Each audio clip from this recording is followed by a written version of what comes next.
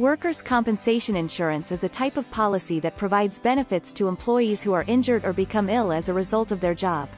It typically covers medical expenses, income replacement, and death benefits.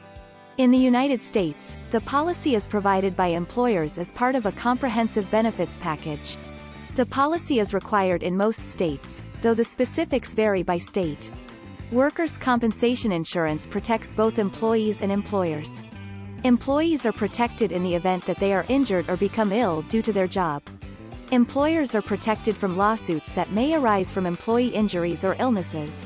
When it comes to workers' compensation insurance, there are a lot of factors to consider. However, at the end of the day, this type of policy is absolutely essential for businesses large and small. Not only does it protect employees in the event of an injury, but it also provides peace of mind for employers knowing that they are financially covered in case of an accident.